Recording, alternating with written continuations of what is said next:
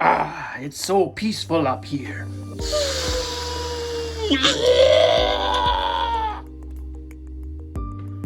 Yes! Dun, dun, dun, dun, dun, dun. Welcome back to Figure Depot. Today I'm very excited to take a look at the Marvel Legends series Venom Pool Wave Venom figure. This is the movie Venom. It's actually a standalone figure that's packed in with the Venom Pool Wave. He does not have any of the Venom Pool accessories, and he's not featured in the lineup on the back where you would normally have all the figures in the wave. And then of course on all the rest of the figures boxes, yeah, he's not featured there, and then he doesn't feature any of those figures on his box. So basically a standalone figure. It just happens to be packed in with that particular wave. On the side we get this beautiful artwork here from the film, of course, and just looks really good. We got a spot varnished Venom logo on the top, logo on the front, another figure there, and then of course you've already seen the back with a product shot. This is probably a Jerry Wilson photo, if I'm not mistaken. Pretty sure it is. And you can check him out on Instagram. And if anybody's trying to track this down, here's the barcode for you. Let's get him open. We are Venom. All right, here's Venom out of the package, looking amazing. And wow, this thing is so sick. The articulation is fantastic. We'll get a look at that in a second. Also do a comparison with all the other Venoms that we've gotten recently and some other figures that we've gotten recently that compare in height.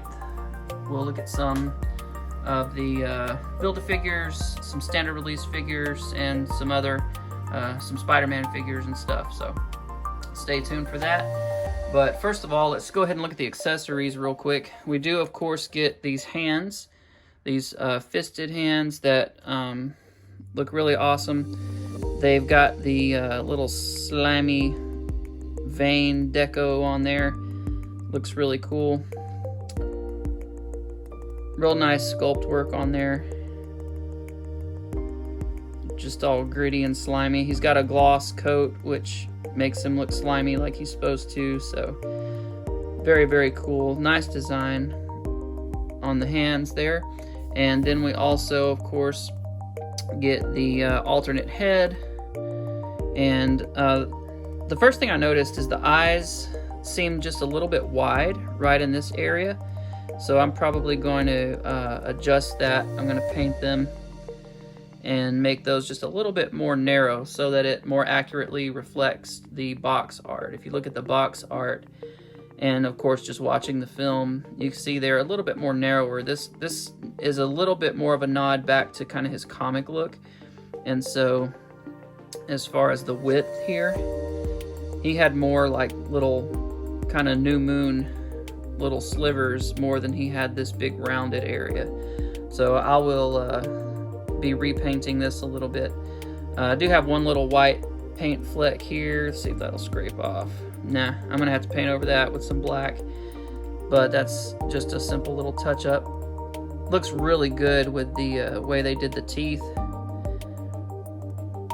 If you watch the film, which I just got through watching it again last night, and I've seen it several times, his gums did show a lot, and so that's accurate to the film. So I really like the grinning face. It kind of shows his mischievous side, which I think the film did really well. So getting a closer look at the figure as he comes out of the package, you can see we have the head with the extended tongue, and of course we have the open hands, which look very cool. They have the veins sculpted on as well here on the forearm, as well as the chest and shoulders.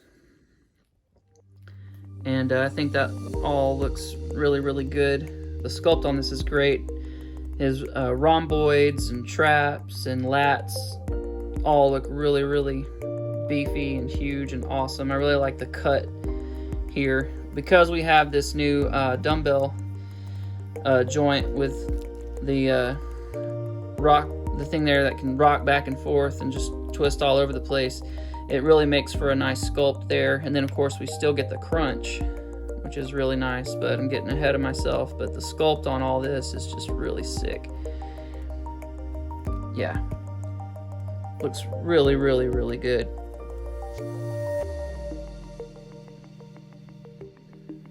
He's kind of got a long, lean body. Like, it's still really muscular, but it's also very lean. I think we're used to his calves being a little bit bigger. I mean, they're still huge, but proportionately with the rest of him, they're not quite as big as maybe I would have liked them to be, but still looks really, really cool. His feet look really neat. They've got the toes and everything like he has in the film versus the kind of sock foot like we've seen in the comics, of course. But yeah, this thing just looks awesome. So I guess we'll run through the articulation real quick. All right, for the articulation, head is on a dumbbell peg, no swivel, or hinge, I'm sorry, no hinge, which is annoying. Yeah, so that's gonna severely limit the ability of him to look up. Stop doing this, Hasbro. This is like a new trend I'm seeing. Please quit. We want to be able to crunch him over and have him looking straight ahead, but instead he's looking at the ground. Not cool. We want him to be able to do this without losing his head. We want this right here, but instead we get this right here. So please don't do that. All right, so head will go up to there, down to there, and then arms, standard articulation for the arms really with any Marvel Legends that we've seen. So they'll go out, rotate 360. We do get our swivel here at the bicep. We get double jointed elbows with a real nice range there. All the hands swivel and hinge like the neck should. We do get this awesome ability to pivot here, side to side, rotate 360. Everything's real smooth. So you can see how well he hunches over there, how far he hunches back. No swivel at the waist. We do get splits out to there, which is a really nice range. He'll kick forward 90 degrees. Double jointed knees. We do get our thigh swivel, of course, and we don't have a calf swivel or boot swivel. Toes will point straight down and they will point up nice and far, so good range there. And then of course we've got our pivot. Now for some size comparisons. When the Warpath figure came out, everybody was like, oh, that would make a sick Venom body, and I definitely agree. And then we got this. So Venom's actually taller, better traps, bigger shoulders. The only thing I think that is better is the calf size and the size of the quadriceps there. His leg muscles are much bigger. Warpath's are. So if we could get a comic Venom with like this lower body and this upper body, I think that would look really good. All right, here he is next to Kingpin Build-A-Figure, and you can see he's just a little bit taller than the Kingpin, probably about an eighth of an inch taller than Kingpin, but Kingpin obviously has more girth. And then Hulk definitely towers over this Venom still.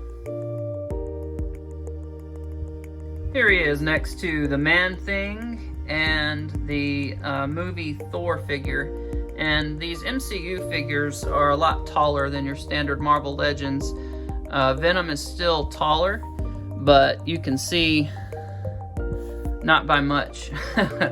So I know Thor's a pretty big dude, but Venom should be bigger still. But again, like I said, the MCU figures do run a bit larger than like your standard average Marvel Legends figure. And then you can see he's about the same size as Man-Thing, although Man-Thing is just a little bit bigger.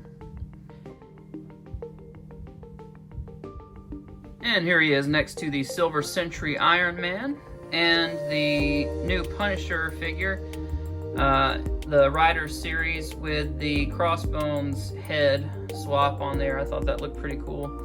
But anyway, you can kind of get an idea. He's a little bit bigger than your average 6-inch Marvel Legends, but still smaller than Venom, of course.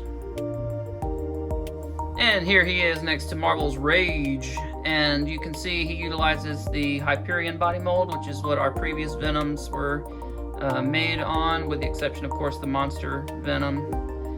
And you can see it's definitely a nice step up in size. For some more live action comparisons, we have the Netflix Jessica Jones, Daredevil, Luke Cage, and Claire Temple, and you can see he's definitely much bigger than they are.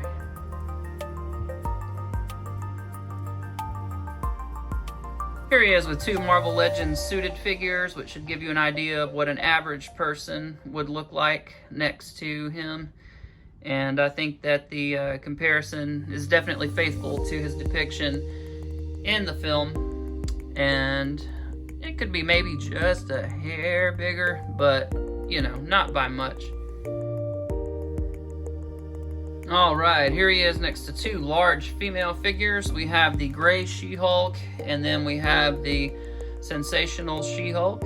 And you can see they're almost as tall as he is, but he does edge them out by about between an eighth and a quarter of an inch in height. And he's definitely got more girth on his muscularity than they do, of course.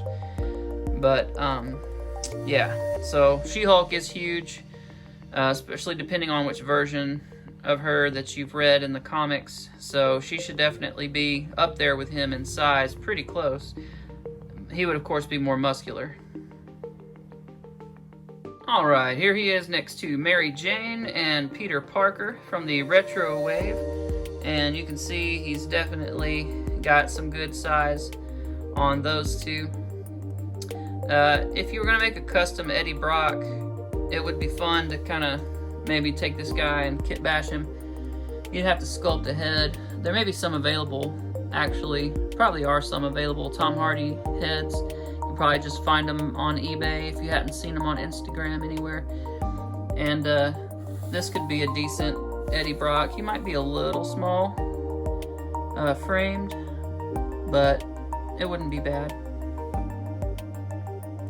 Alright, and here he is next to the Retro Wave Spidey and the Pizza Spidey, and I did a head swap actually on those two because I really like that Pizza Spidey head. I like the eye design. It kind of reminds me of the McFarlane Spider-Man artwork, and I just think it looks really good, and I like it on this updated body. So there you go, Spider-Man from Far From Home, and of course Venom. And one thing that I think they could have done to really put this figure over the top would be to give us some butterfly joints, kind of like the ones that are on Warpath, because butterfly joints really just help with the articulation quite a bit. You can still make it work by rotating the shoulder socket back and then swiveling the bicep up, but it's just so much smoother and looks so much more aesthetically pleasing whenever you have a nice butterfly joint sitting there rocking back and forth. And now, getting to the comparisons that everybody really wants to see, we have the Hyperion Venom figure with the Eddie Brock interchangeable head, and then we have the Symbiote Spidey, which is on the same buck as the Pizza Spidey, and you can see he definitely towers over both of them. They're almost the same height, which I know everybody was like, they should not be that close in height to one another. So definitely good that we're getting larger Venom figures now. And yeah, you can see definitely an improvement in size there. All right, sun's out, tongue's out, suckers. So here we have our nasty, snarling, tonguey outy faced Venoms. We've got the monster Venom, then we have our current movie Venom, and then we have the comic Venom. And you can see how the three of those compare each to one another. And again, loving the height of this Venom. He's actually taller than the monster Venom. And I love the muscularity. And the only, again, complaint, the quads have a real nice sculpt. If they could maybe just be about 5 to 10% bigger, and then get these calves about 10% bigger, I think you'd have a perfect sculpt. But still really, really good, and I'm definitely stoked to have this figure. I still give it like a 10 out of 10, honestly, for what it is. I think it's fantastic. At the price point, it's great. The smooth as the articulation is, and the amount of work that went into the sculpt and everything, I think they just did a fantastic job. Again, I just think that the eyes should be a little bit narrower right in here, and I'm going to go back and repaint that, and I'll post some photos of that on my Figure Depot Instagram. And if you're not aware, I have a new Instagram that's just for my action figure photography, so just my like really nice shots. That is Where Figures Dwell, one word, Where Figures Dwell. WHEREFIGURESWELL. That's my new Instagram just for my cream of the crop top action figure shots. So just my ACBA stuff. And then Figure Depot will still be for like promoting my action figure reviews, posting my toy hauls, and doing, you know, custom work and all that kind of stuff. So see the updated version of him here before too long there on my Figure Depot account, and then I'll get some actual action figure photography going on my Where Figures Dwell account. So be sure and check that out here, coming up pretty quick. So I hope you guys enjoyed this review. I love this figure. I'm gonna give him a 10 out of 10. Fantastic. And so stoked to have this. I got mine at Dorkside Toys. They got them out the quickest, apparently. I used to think Big Bad Toy Store was the place to go, but lately they've been horrible in terms of getting their supply, and I'm sure a lot of that has to do with COVID. So they're just kind of waiting on the stuff they've ordered, and they just aren't getting it. But for whatever reason, Dorkside's getting it out quick. So if you place an order today and they've still got them, you probably get it within a couple days. But anyway, I'll see you guys later. Thanks for watching. Peace.